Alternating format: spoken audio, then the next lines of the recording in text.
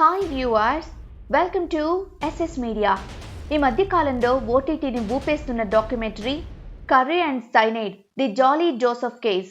మనం ఇంతకు ముందు ఎప్పుడూ చూడని కంటెంట్ సీన్స్తో ఈ డాక్యుమెంటరీ ఓటీటీని షేక్ చేస్తోంది. అయితే ఈ కథ అంతా కేరళలో నిజంగా జరిగిన సంఘటన అని ఈ డాక్యుమెంటరీ చూసేదాకా చాలా మందికి తెలీదు. 2002 నుండి 2016 మధ్య కాలంలో కేరళలోని కుడతాయి విలేజ్లో జాలీ జోసెఫ్ అనే ఒక సాధారణ గృహిణి ఇంట్లో వాళ్ళందరినీ ఒక్కరికి తెలియకుండా మరొకరిని చాలా తెలివిగా చంపేసింది. సొంత భర్తను, చిన్న పిల్లాన్ని కూడా కడతేర్చిన ఈ కసాయి లేడీ రియల్ స్టోరీ ఆధారంగా ఈ డాక్యుమెంటరీ రూపొందించారు. తర్వాత ఈ కేసు ఎలా వెలుగులోకొచ్చింది, పోలీసులు ఏ విధంగా మిస్టరీని ఛేదించారు అనేది చాలా గ్రిప్పింగ్ గా ఉంటుంది. అసలు రియల్ గా ఇది ఎలా జరిగింది, దీని పూర్వాపరాలు ఏంటో చూద్దాం. జాలీ ఫ్యామిలీ రైతు బ్యాక్ డ్రాప్. అందరితో చాలా ఫ్రెండ్లీగా ఉండే అమ్మాయి, బాగా చదువుకుంది కూడా. ఓ ఫ్యామిలీ ఫంక్షన్ లో థామస్ అనే వ్యక్తి పరిచయం అవడం, అతనితో పెళ్లి కావడం జరిగింది. జాలీ కాలేజ్కి వెళ్ళింది కానీ పీజీ చేయలేదు. అయితే తను పీజీ చేశానని అత్తింటి వారిని నమ్మించడంతో తన అత్తగారు జాబ్ చేయొచ్చు కదా మరి అని అడిగారు. దాంతో జాలీ బయటికి వెళ్ళిపోయి సాయంత్రానికి ఇంటికొస్తూ ఉద్యోగం చేస్తున్నానని అబద్ధం చెప్పేది. ఆ అబద్ధం తెలుస్తుందేమో అని ఒకరోజు విషం తెచ్చి అత్త తినే పులుసులో పెట్టింది. అత్తగారు చనిపోయారు. ఎవరికి ఏ డౌటు రాలేదు.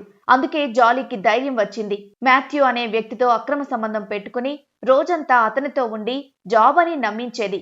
జాలీ మామగారికి చాలా ఆస్తుంది. అందులో సగం తన చిన్న కొడుక్కి ఇవ్వాలని చూస్తుంటే సైనైడ్ ఫుడ్ లో కలిపి మామని చంపేసింది.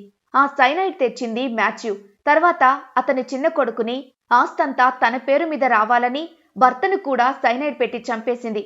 అయితే పోలీసులు థామస్ ని పోస్ట్ మార్టం చేస్తే సైనైడ్ బయటపడింది. థామస్ కి అప్పులున్నాయని, అందుకే సూసైడ్ చేసుకున్నాడని అందర్నీ నమ్మించింది. తర్వాత థామస్ దగ్గరి